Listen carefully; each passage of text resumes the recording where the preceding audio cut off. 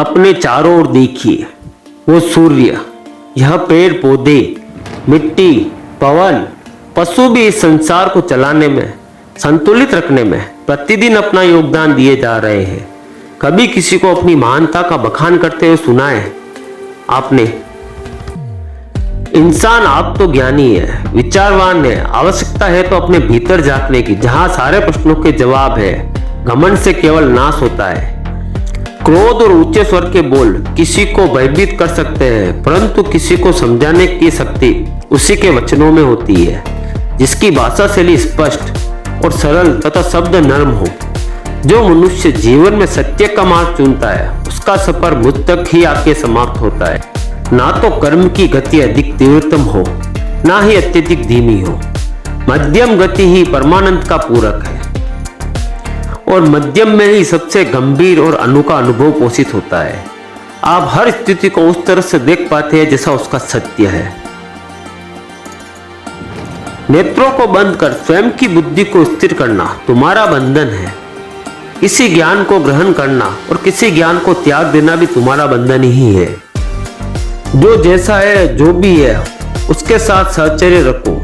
अच्छे बुरे त्याग, अंगीकार का विचार बंधन ही है। स्वार्थ बड़ा बलवान है, इसी कारण कभी कभी मित्र शत्रु बन जाता है और शत्रु मित्र। मन में संतोष होना स्वर्ग की प्राप्ति से भी बढ़कर है। संतोष ही सबसे बड़ा सुख है। संतोष यदि मन में भली भांति प्रतिष्ठित हो जाए तो उससे बढ़कर संसार में कुछ भी नहीं। तुम उसके लिए शोक करते हो जो शोक करने के योग्य ही नहीं, और ज्ञान की बातें करते हो। बुद्धिमान व्यक्ति ना जीवित और ना ही मृत व्यक्ति के लिए शोक करते हैं। छोटे हो या बड़े, निर्बल हो या सबल, अधिक से अधिक संख्या में मित्र बना ही लेना चाहिए, क्योंकि न जाने किसके द्वारा किस समय कैसा काम निकल जाए। विद्या से विनय, नम्रता आती है। विनय से पात्रता, सज्जनता आती है।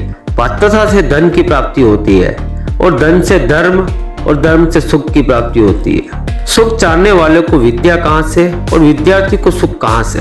सुख की इच्छा रखने वाले को विद्या, और विद्या की इच्छा रखने वाले को सुख का त्याग कर देना चाहिए।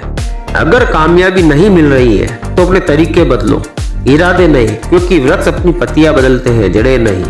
जिस दिन भी तुमने आध्यात्मिक जीवन की चेष्टा शुरू की, तुम परमात्मा के साथ एक होने लग जाओगे। तुम्हारी चेष्टा की पहली किरण और तुमने सूरज की तरफ यात्रा शुरू कर दी। पहला ख्याल तुम्हारे भीतर मुक्त होने का, और ज्यादा दूर नहीं है मंजिल, क्योंकि पहला कदम करीब करीब आधी यात्रा ही है। संसार में तोले जाते हैं कर्म, परमात्मा में तोला जाता है भाव। संसार हिसाब रखता है क्या तुमने किया, परमात्मा हिसाब रखता है क्या तुम हो। यह भी हो सकता है कि तुम मोक्ष में उन लोगों को पाओ जिनको तुमने मंदिर में कभी नहीं देखा, और नरक में तुम उन लोगों को पाओ जो सदा मंदिर में ही जिंदगी गुजारे। संसार तो कृत्य देखता है, क्योंकि उतनी गहरी आंख नहीं। जो भाव को देख ले। सीखा हुआ ज्ञान, उदार ज्ञान, दूसरे से लिया हुआ ज्ञान बंधन का कारण है। तुम उस सबको छोड़ देना जो तुम्हें दूसरों से मिला है। तुम उसकी तलाश करना जो तुम्हें किसी से भी नहीं मिला। तुम उसकी खोज में निकलना, उस चेहरे की खोज में जो कि तुम्हारा है। तुम्हारे भीतर छुपा हुआ एक झरना है चैतन्य का, जो तुम्हें किसी से भी नहीं मिला। जो तुम्हारा स्वभाव है, जो तुम्हारी निज संपदा है, निजत्व है, वही तुम्हारी आत्मा है।